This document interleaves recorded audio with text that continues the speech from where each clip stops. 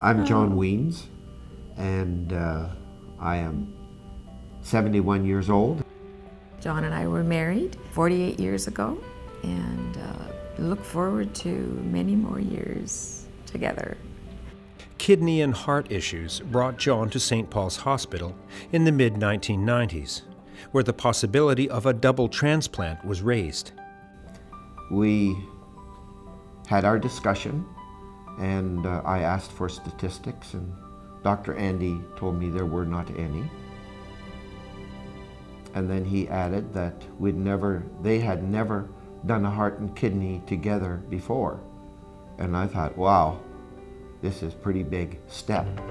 But before that could happen, John had a cardiac arrest, and doctors and staff rushed to save his life. They started work on him. And the nurse was so kind and gentle. She came in and checked 3-4 times just to see how I was doing. And 45 minutes later, they were able to bring him back and bring him to normal breathing again. That was amazing that this doctor and nurse would work on a patient for 45 minutes. 20 minutes is usually the length of time. And that in itself is, you know, those are people that care, and it made a difference in bringing him back.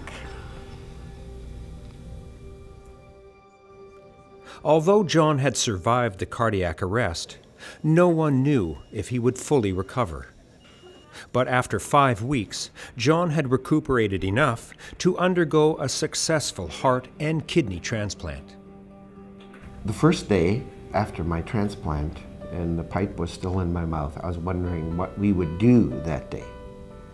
Because it was like the lights had been out and they were switched back on. It was that instant. When he opened his eyes, he was clear. And I walked in the room and it was like, oh, I hadn't seen bright eyes for years. I feel like I've had 2 miracles. I had the miracle of modern science, which is really a miracle, transplanting. And I had the tremendous uplifting of my spirit in the process. And that is a miracle as well. John and Verna have been supporters of St. Paul's ever since the transplant. Their company, Greystone Ready Mix Incorporated, is a gold donor to the 2011 Lights of Hope. And we enjoy giving to the Lights of Hope because I believe the one thing that it does show that there is a host of support. There are people who volunteer or whatever they do to set it up, which is in itself quite a feat. And then all the different stars that represent people, companies who are contributing to the fact that they feel that St. Paul's is worthwhile, and I think that's just wonderful.